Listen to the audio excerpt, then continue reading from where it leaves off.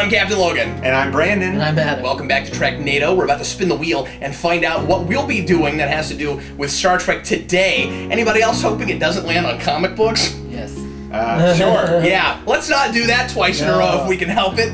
But we'll do whatever the wheel tells us to, because that is our Star Trek god, apparently, on this show. Whatever the wheel says. So today, Brandon is going to spin the wheel for us. And, right, because whoever spins the wheel has to wave happily at the camera like they just made it on a game show. Right, yeah. Come on down. Hey, Brandon, come on down. All right. You're the next contestant on Treknado. And, yeah, and today he has a chance to win more soda in his quick trip. I feel like I need a giant price name tag. We'll start making those. We'll do that next time. Anyway, Or it's a giant next gen insignia badge with my name on it. No, it's the one. It's the one that Harry Kim has. Yes. In what is that episode? It's The Thaw. Yeah, Yes. with Michael McKean. Yeah. Anyway, let's go ahead and spin the wheel and find out what we're going to be doing today. Here we go. Yes. Brandon, are you ready to spin the wheel? I'm ready. All right, here we go. It's a great spin, Brandon. Thank you. Spotlight. So apparently now it's time for Character Spotlight, and Brandon has chosen a character for us. He got to spin the wheel and pick somebody. And Brandon, who are we going to be talking about today? Adam and I have no idea yet. Nope. We are not prepared in any way, shape, or form. And Brandon is prepared in perhaps a way or a shape or a form. Brandon? Something like that. Who are we talking about, sir? The Traveler. The Traveler! Okay, I hope you have things to say about the Traveler, because... Well, that's what we're going with. So Tau yes. Alpha C? From Tau Alpha C. Yeah. So the Traveler first shows up in The Naked Now, I want to say. No. No. one has gone before. Oh, that's right. Yeah. That's the one. He's For the some one that reason, takes them there. I get those endings confused sometimes. Yeah. That's what it was.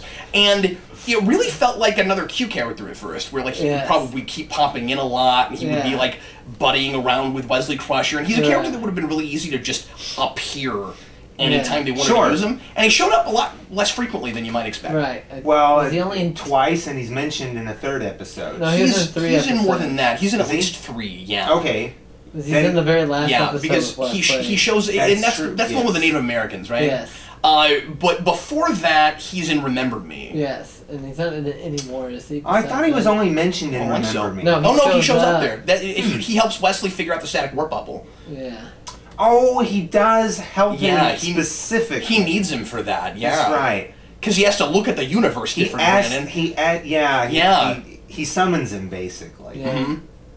Yeah. And remember, it was Crusher's idea in the first place. Because she goes, or they both think of it independently. I She's thinking forget. about it while she's in the bubble. Yeah, and she tries to go Enterprise to there, Tau Alpha yeah. C, and she and she lays in a course, and then after a while, it's one of the things that doesn't exist anymore. Right, it's the universe. It's like, what is the extent of the known universe? And it's like And the it can ship. and it can give you at first it's able to give you an answer. It's like it's a spheroid region, such and such. Right.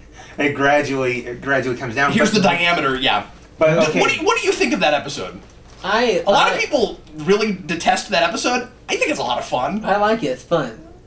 It gave Crusher something to do and stuff. It's probably my favorite Crusher episode, but boy, that ain't hard. Yeah. Well, speaking on the episode, it grew on me. I didn't used to like. I didn't used to like it because it's Crusher centric, but you know she gets a fair bit to do in that episode. So I mean, it has my favorite Picard line, my favorite comedic Picard line of all time. I know exactly what you. We've never needed a crew before. Yeah, why would I gotta ask this before we get back to the Traveler himself. I gotta ask this: why would, as the universe is shrinking, why would the things inside the universe also suddenly diminish their knowledge of it? That's a really good question. Is it because it no longer physically exists? It's to make the episode questioning work. why did this thing exist in the first place? Yeah. Why didn't she just die when she was inside a static warp bubble? It's a tragic warp bubble. It's a tragic warp bubble. Oh my goodness! The Traveler Tragic needed to be brought in to help out with a tragic warp bubble. Yeah.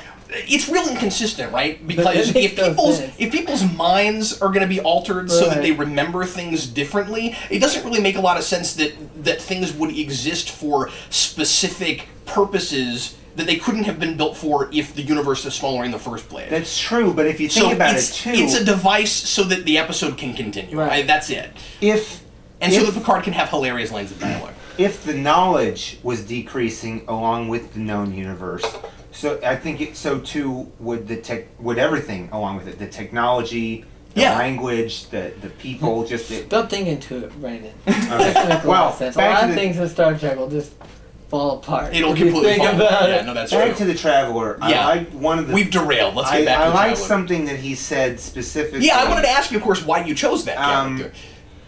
When he starts to phase, and Wesley's picked up on this, and Wesley is like the gifted child in Star Trek. Yeah. And that took a while for me to come to accept and to kind of get behind, and I kind of like Wesley as a Crusher a lot. I like Wesley as a Crusher. He's my favorite of the Wesley as Crushers. a character a lot more now. All you have partly, to compare him to really is Jack Crusher and Beverly Crusher. One of these got no screen time except for as on a the holiday. Crusher. And we all love Beverly so much. I think as a character, he played the Traveler played well with Wesley and vice versa. He played well with Wesley. They played Plays well with together. others. It was high marks at the Academy. No, but I'm sorry, I'm listening. they, I think, now I'm getting derailed. I think that the Traveler could have been a force to be reckoned with in this show, even as a counterpoint to Q. I think they missed an opportunity where they could have had basically the yin and the yang of the universe right here. That could have been really interesting. There would have been... I mean, he's not exactly omnipotent, but Right, but he knows how to get he sees places. other layers of reality. Right. Oh yeah, and he can see multiple universes.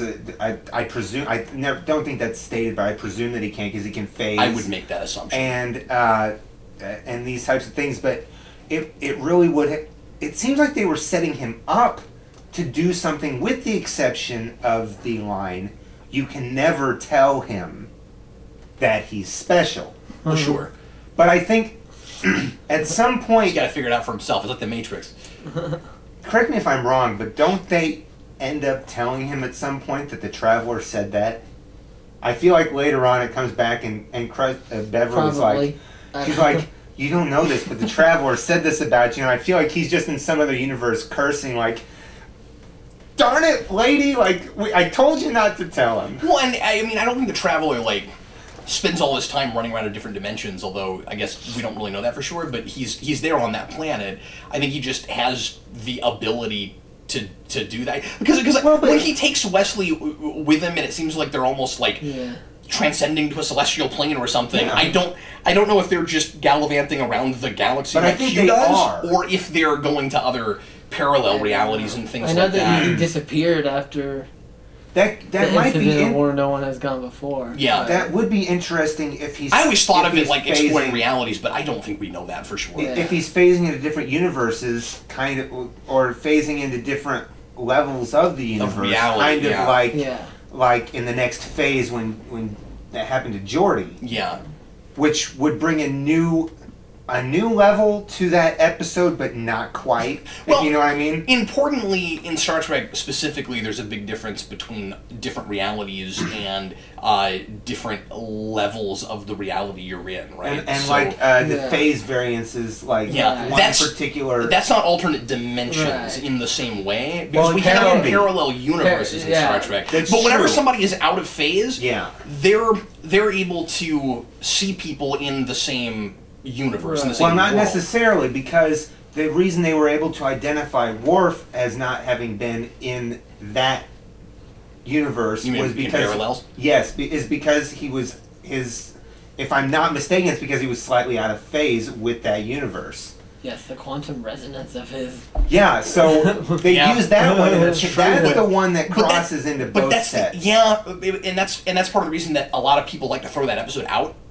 That's true. And I like parallels as a watch, but it does become really problematic when you do the somebody's trying to talk to Adam. When you do the the scientific theory that for every action another universe is created in Star Trek, which is basically what that episode does. Once you do that, you have to start questioning why we're paying attention to the specific universe we're in. Like, why is it special versus all of the other ones? And that became really problematic with that. Furthermore, it's we're looking at that differently than we ever had before. It's like a couple of time travel episodes that suddenly changed the rules of time travel. Yeah. Every other time we ever have somebody out of phase, they're always still in the same universe. Right. So I guess the reason we just can't tell with the Traveler is because he's just disappearing from our vision of him. On the other hand, the different dimensions do still take up the same space. We know that. Right. You know, we know that, like, Yes. for instance, with Mirror Mirror, I mean, we see the two ships, like sort of phasing, you know, between each other because they're occupying the same space. Yeah, Right. isn't the same true in Fractured in Voyager? Or Shattered. Shattered, yeah. in Voyager. Well, Shattered is different because it's different time periods on the same. No, you're right though, because it's in the same space. Yeah. Is it in the same physical space? Though? Because no, it's not. Naomi Wildman and Icheb were. No, it can't. No, it can't be. That whole thing is bizarre, and I like that episode, but I don't think. I guess that is. I don't think it really. It's a big giant leap. Which one is this? Scientifically. Oh, is this the crazy one where Chakotay is running through different time periods on the ship? Voyager? And yeah, that can't be the I do same, love that episode. And it's sort of like Remember Me in that it's one of his better episodes because he never got anything to do. Right. I don't even dislike Chakotay. He just never got anything That's to do. true. Right. They really kind of cut Chakotay gets him.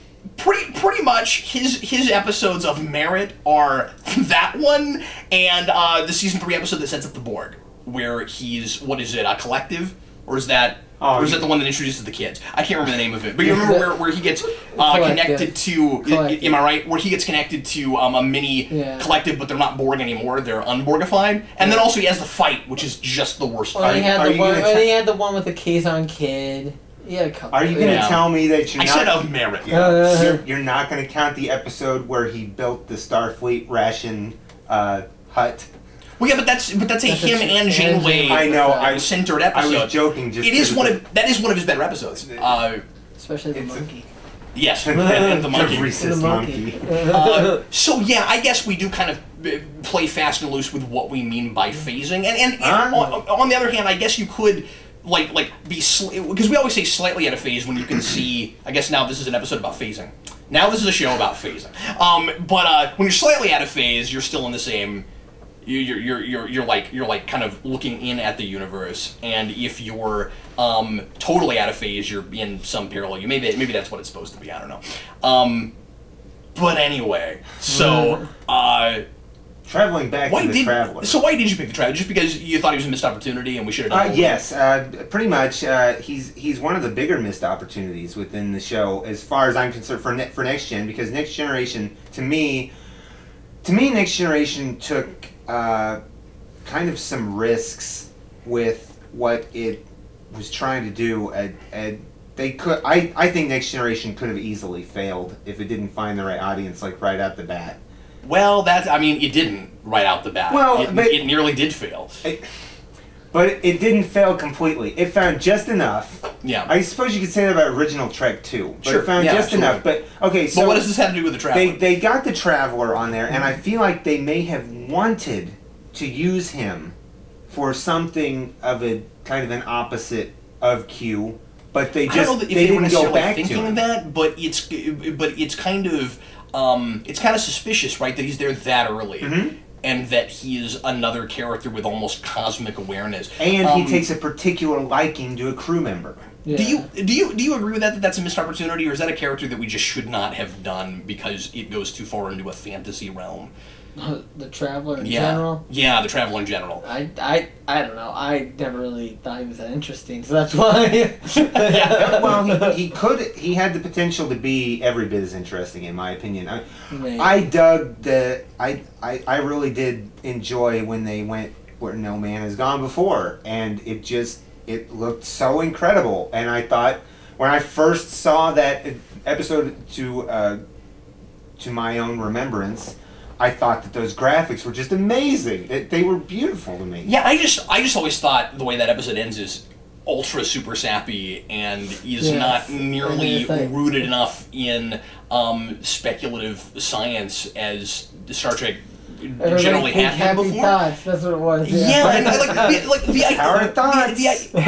sure, but it was too fantastic. I always thought we needed to get into some actual theoretical physics. In order to do that. The nice thing about Q is that it's really easy to do that and not explain it.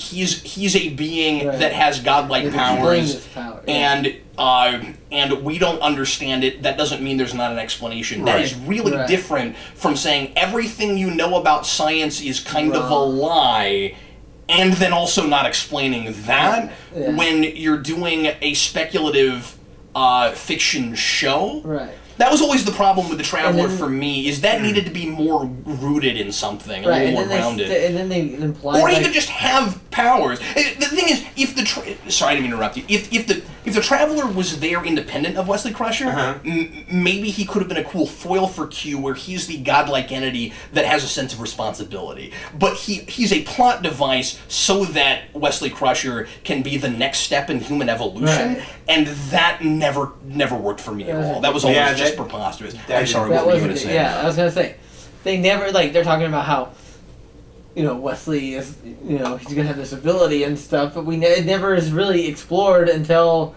the very, very, very last episode Wesley was ever in, after that moment. He's just brought back as a guest star and made as unlikable as he ever was. Right. Mm-hmm. Well, he's got that teen rebellion kind of thing going on, and it was indicative of what he was going through in his what Will Wheaton was going through in his real life. They tried to make it commentary about a gifted child who is bored. I can see that. And we're supposed to sympathize with him because he can't be challenged because he's above everyone. And they took that up to 11 and made him just as unsympathetic as humanly possible. So I was kind of glad that we got rid of him. There's some characters that you really dislike that you go, I'm glad you're dead. I was glad that Wesley achieved another plane of existence so that I didn't have to deal with him anymore. Right. He did come back for Nemesis. He phased for 6 seconds, and it didn't matter that he was there. And I always like to look at that as I don't usually say headcanon, but if I had a headcanon, my headcanon for that scene would be, that's not Wesley Crusher, that's Will Wheaton in that scene. But I digress. The problem wasn't that he was there, it was that he was in uniform. Oh yeah, he was he shouldn't be in uniform. Yeah. That doesn't make any sense. Yeah. It's like he dropped out. We totally forgot. Yeah, he dropped out and wasn't even on our plane of existence anymore, or was gallivanting around the universe or something. I'm sure. I'm sure somebody has dealt with that in novels or something. Online. I'm sure there's a book about that, but from the University of Vulcan. Back to something you said earlier. The Science Academy. Back to something you said earlier. Yeah. The Traveler mentions very specifically that he seeks transportation. We don't know specifically to, from, where. But I seem to think that he's almost never going back to the same place twice, because he has another line where he says he does not make it back to his planet very often. So I think he is gallivanting across the galaxy, much like Q. And that could also have been fascinating. Maybe. We're getting away Once again, he's just a plot device. He's he should have been more. He really should. If we had an episode with him that didn't have anything to do with Wesley Crusher, or where we just grounded that stuff more and explored him as a character. Not to say that you want a guest star to come in and it's only about the guest star. Obviously, usually with exceptions like Barkley, just because he starts to show up enough, he feels almost like main cast when he's there. You can kind of get away with. No, he was in like 6 or 7 episodes, but he can kind of get away with having an episode about himself. Right. But I'm just saying that through Wesley Crusher, we could have explored him. What if we did an episode where the Traveler takes him with him and we learn about this other plane of existence, or his ability to see other planes. We should have done an episode about it. Where he actually mentors him instead of being in disguise and trying to lead him on a vision quest. Yeah, if you're going to make the argument that he could have been interesting. Personally, as I said, I just think he was a plot device. I don't think they ever gave him all that much thought. And that may be, and if that's the case, then I'm a little bit saddened that that's how he was born, if you will. Also, just like with the Q Continuum, he's kind of just of a race of people who can do that, I assume. Yeah. Well, we don't know, yeah. I guess we don't know, though. We don't know. Like, what if his other people are similar to like the Doctor Who universe, where there's the Doctor and there's the Master, and what if they all have different things they can do within their... Sure, yeah. Or he might be... But in the Doctor Who universe, they're all Time Lords. That's just a name, isn't it? No, but they have different... This is beyond the point, but he took that name because... But I'm not talking about his name, I'm just talking about what he's able to do versus the rest of his people. I always kind of assumed that he's like Guinan, where all the Elorians are listeners and they have this kind of sixth sense about them, and they have partial cosmic awareness. With the Traveler, it's possible that he was a prodigy on his world. I don't remember if we ever get any dialogue about that. But he could be the Wesley Crusher of his world, and he was a prodigy. And he made it to this kind of other level, and that would be a reason for him to have such passion for Wesley Crusher. He goes around and he looks for prodigies. He looks for people to mentor. That's a lot more interesting than if all of his people are just like him. That's true. But like, I'm just arguing with you on the word interesting. To make him interesting, we have to make up everything. You see what I'm saying? Yeah. Yeah. There's nothing inherently about him that I find compelling. Okay, the thing that I find most compelling about him is his ability to travel the way that he does. We don't get much info on it at all, but I do think... Sure, but that's immediately made less interesting if it's just a whole race of people who can do that. Like, the thing that makes Q stand out is that he's an imp, is that he likes to go around and mess with people. So there's... Yeah. So like, that's a race full of people who are all cosmic entities who have nearly unlimited superpowers, but there's a personality trait. There's something about him that sets him apart. There's nothing like that with the Traveler. That's true. Yeah. He just comes in and he talks really calmly. And he gets really tired. Yeah. And he tells everybody about the universe and then disappears. Well, be that as it may. He's Gandalf. Be that as it may, to use a phrase here. Still, I think he definitely, whether he started out that way or ended up that way, end of the story, he's a missed opportunity for me. Well, anything else? No. Anybody wants to bring up about the Traveler? Nothing else. Or anything relating to anything else in Star Trek, apparently. Yeah, we ran a bit of a gambit there. Anyway, everybody, thanks as always for watching. We sure appreciate it. And we will see you next time on Treknado, where we will spin the wheel and see what random thing we will wind up doing. Next time, I am Captain Logan. I'm Brandon. I'm Adam. See you folks.